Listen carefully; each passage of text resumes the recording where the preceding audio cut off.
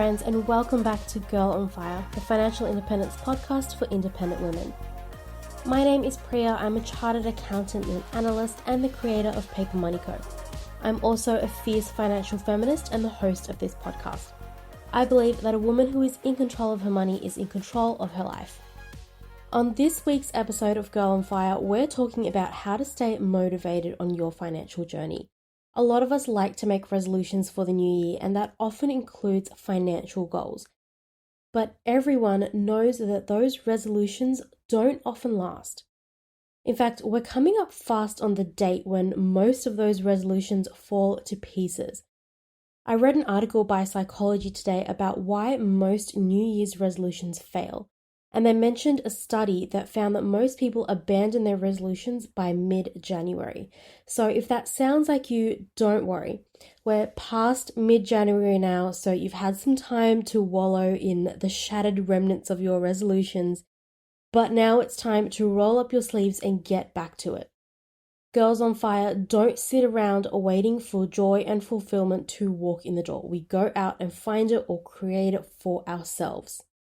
Life is too short to sit around waiting for things to happen.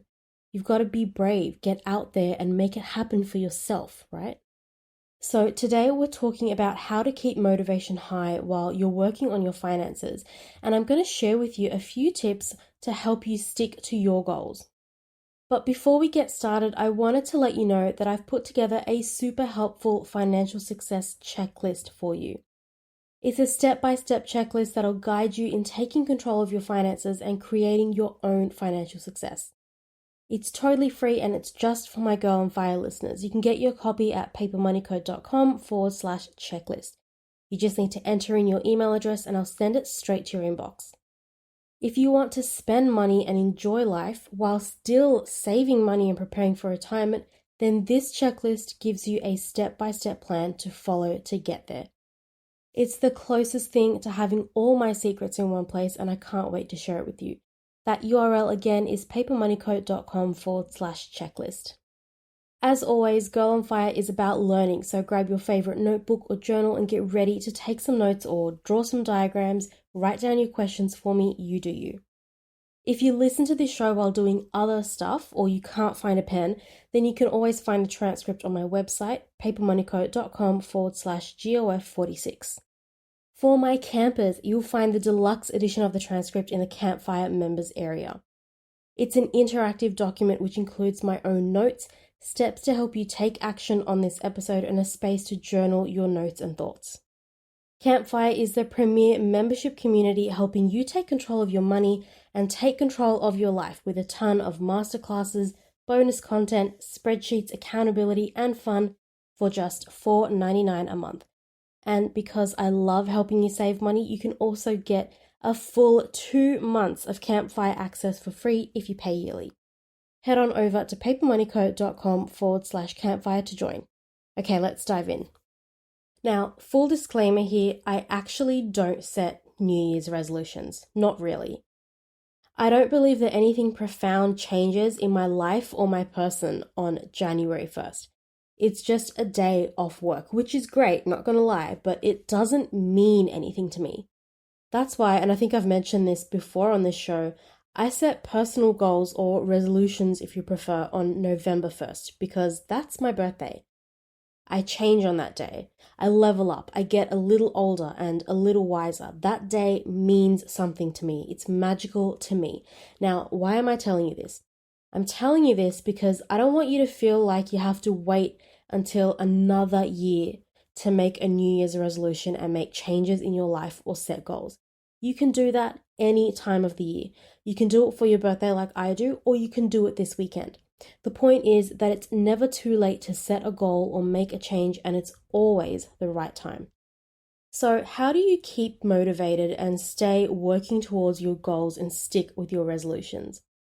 The first thing I want you to do is super cliche. I want you to get really clear on your quote-unquote why. Why are you doing this? Why are you aiming for this goal or making this change? Why does it matter to you? If you're looking for motivation, remind yourself of what motivated you to embark on this journey in the first place. And once you figure it out, I want you to bombard yourself with it. Put reminders on your phone, on your digital wallpapers, a mood board, pictures in your planner. Anything that will help you remember why this goal matters to you. For example, I'm a spender at heart. I can easily spend a lot of money and then wonder where it all went. But when I get paid every month, I force myself not to spend it all. I take about 50% of my income and I either save it or invest it. And it's hard to make that decision sometimes, to give up what I want now for what I want in 20 years. But it gets easier when I remind myself why I'm doing this, why it matters to me. I remind myself that I don't want to be working until I'm 67 years old. I want my life back. I want my time on earth to be under my control, not my employer's. And that's something that's so important to me that it motivates me to keep going, keep saving, keep investing. For every goal you set, you must have a reason for it, and you need to figure out what that is. And another reason why this exercise is a good one is because it'll really highlight to you whether your goals are really important to you, whether they really matter to you. Are you aiming for that goal because it's what you want or because it's a standard goal that you should have? Does this goal get you closer to living the life you want, or is it just a goal for the sake of having a goal? Do you really want to work out 5 times a week, or is that just what you're supposed to set goals for? Are you on a year-long spending freeze to save money for your dream home, or are you doing it because people think you spend too much money? If your motivation is weak sauce, then your goals are doomed from the beginning. If you don't have a strong enough reason to follow through, then don't expect yourself to make the necessary changes and sacrifices to achieve this goal. Achieving goals and changing your life isn't easy. You don't just set a goal, wait 6 months, and then enjoy the achievement. Life isn't Farmville. Achieving goals, no matter what they are, is hard work. It takes effort, it takes commitment, it takes dedication, it takes sacrifice. And if you're going to put yourself through all of that, then it has to be worth it, right? You need to be highly motivated to achieve each goal you set for yourself. So you need to find that motivation and hold on to it. Now, in this episode, I was going to share 3 hacks with you, and spoiler alert, this one about finding your why isn't one of them. It's just a bonus, you're welcome, but I wanted to bring it up because I wanted to make a super important point here. Sometimes motivation isn't enough, and I know that you know what I'm talking about.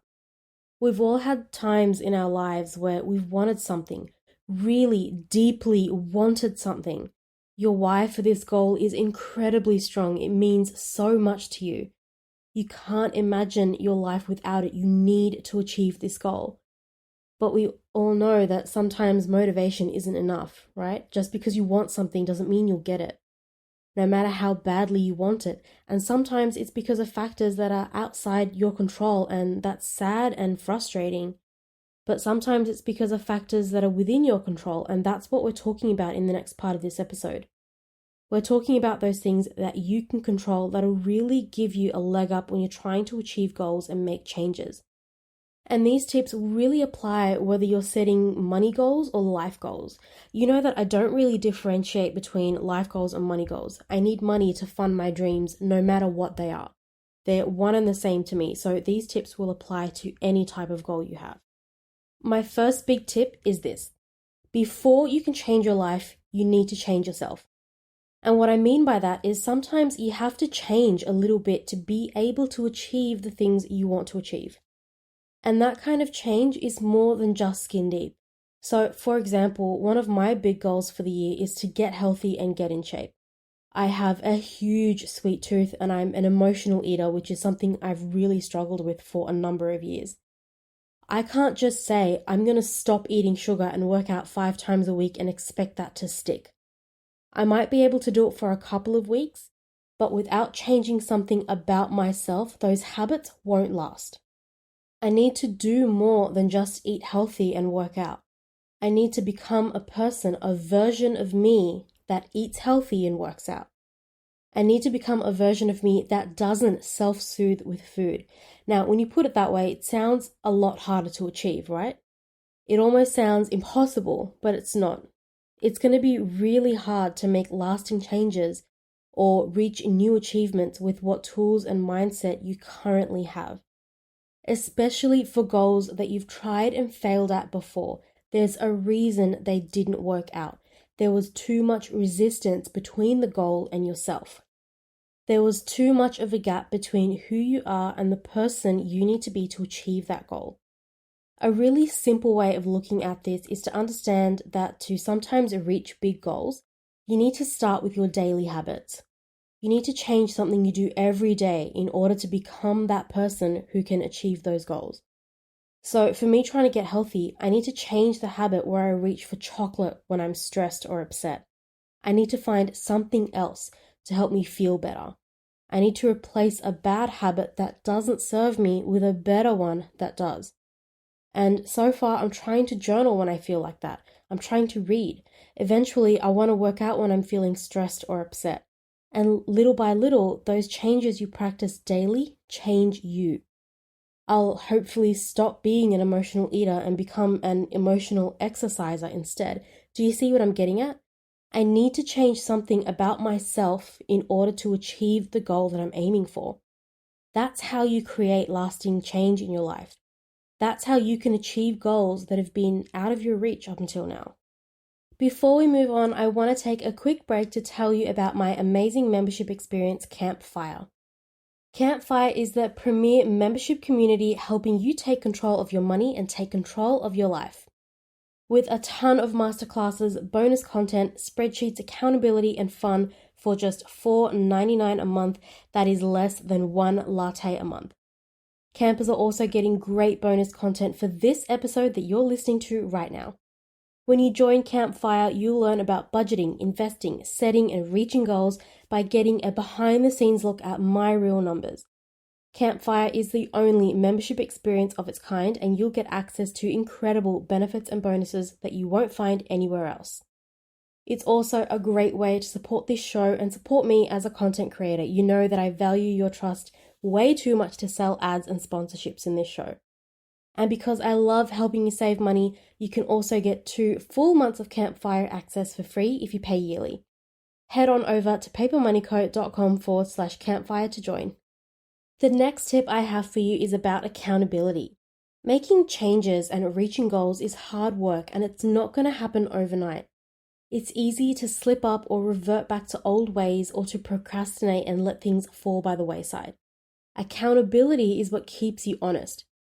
It's what helps you consistently make the choices you need to make in order to reach your goals. And it does that because someone is watching you. Someone is holding you accountable. So, for example, if I'm trying to save money, it's easy for me to sneakily spend it when no one is watching. But if I'm sharing my budget, my real numbers with my campers every month, they can call me out on it when I spend money that I shouldn't be spending. Accountability is almost like having a coach that keeps you on the path you need to walk to reach your goals. And it's super important because it can really sustain you throughout your journey and sometimes to help you stay the course and keep you on track. And accountability really helps. Now, the problem here, though, is that most people can't hold themselves accountable. They need someone else to hold them accountable. They need external accountability. And that's not an insult or anything like that. It's just a personality thing. Some people can hold themselves accountable, but the truth is that most people can't. So if you're wondering where you fall on the accountability spectrum, a great resource is Gretchen Rubin's 4 Tendencies. She's written an amazing book on the 4 different ways people respond to expectations, both outer expectations from other people and inner expectations we have for ourselves. You can figure out what your tendency is online. She's got a free quiz on her website, quiz.gretchenrubin.com. I've taken the quiz myself. I'm an upholder, and this is something we're really going to explore in Campfire as well. I'm pretty sure that this is one of our book club picks. Knowing what personality type you are when it comes to meeting expectations will really help you figure out ways to keep accountability towards reaching your goals. Here's another quick tip though. A great way to keep yourself accountable and on track is to create milestones or progress goals. Then when you hit those milestones, reward yourself. And these milestones don't have to be huge. All wins deserve to be celebrated no matter how small they are. And the last tip that I have for you today is about barriers. We all face resistance to change, no matter what it is that we're trying to change. And we all face barriers that stand in the way of where we are now, who we are now, and the people we need to become in order to get where we want to go. And those barriers can be both internal and external. Internal barriers are those barriers that usually only exist in our heads. They're usually excuses, to be honest. But the good news is that these types of barriers are more within our control. External barriers are the ones that occur outside our heads. We can't always break them down, but there are ways that we might be able to get around them or overcome them. So, for example, if we get back to my personal example of wanting to get healthy and get in shape this year, an internal barrier I face is that I know I'm an emotional eater and I really like chocolate and baked goods. And sometimes I just want them, consequences be damned. I know better, but it doesn't mean that I always do better. This is a mindset barrier and it's something I can try to change. I have control over what thoughts I let into my head. I can rewrite the script in my head that tells me that food will help me feel better. Of course, it's a lot of work, I'm not downplaying that. But my point is that I have the power to take control of it and turn things around. Another example of internal barriers is fear. Fear of change, fear of outshining other people around you, fear of leaving people behind or outgrowing people, fear of what you're going to have to sacrifice to reach this goal. These kinds of fears are all limiting beliefs. And another big one is feeling fundamentally flawed. You may have gotten it in your head that you're just bad with money. That's who you are as a person and you can't change it. That's not true. You have more control than you realize. And you know that Girl on Fire is all about taking control. Now, an example of an external barrier is that I have a full-time job. And when I get back from the office, I'm hangry and tired, and before you know it, it's time to go to sleep only to wake up and repeat. That makes it really hard for me to work out after work. And I can't work out during work, that's not an option for me. So I'm facing a barrier here of not having time to work out when it's most suitable for me. Another example of external barriers is financial constraints. Let's say you're hoping to save up $10,000 for a dazzling European vacation, but you're not able to save enough money each month to make that happen. That's an external barrier that's somewhat within your control. You can find ways to earn and save more money. But travel bans and COVID restrictions, that's outside your control. So the key here is to identify your barriers and brainstorm ways you can get past them. But most importantly, focus on the ones that you can actually control. Don't waste your time and energy trying to change something you can't control. You'll just end up frustrated and disappointed. And that's all I have for you girls on fire today. My challenge for you this week is to think about your ideal life and what that looks like. What do you want? What kind of life do you want to live? Then start identifying how you can turn that into reality. Who do you need to become to make it happen? What barriers are going to stand in your way and how can you overcome them? For my campers, the deluxe version of the transcript, including action items and additional notes, is up and waiting for you in the members area. On next week's episode, we're talking about retail therapy and emotional spending. We're talking about what it is, why it happens, and most importantly, how you can get your emotional spending under control. It's going to be a really interesting episode, so you're definitely not going to want to miss it. Don't forget to rate and review this podcast at papermoneyco.com/podcast review. It really helps me figure out whether you're enjoying this content and learning from it. Your feedback helps me improve my content so that the episodes get better and better. It's also the best way you can support this show and it's totally free. Leaving reviews helps others find us as well. As always, if you enjoyed this episode or found it interesting, then spread the love and share it with your friends. And remember, when you're in control of your money, you're in control of your life. Bye for now, I'll see you next week. Hate doing those ad breaks. Feels so fake. Why can't I just say, please give me money so I can quit my job? Thank ya.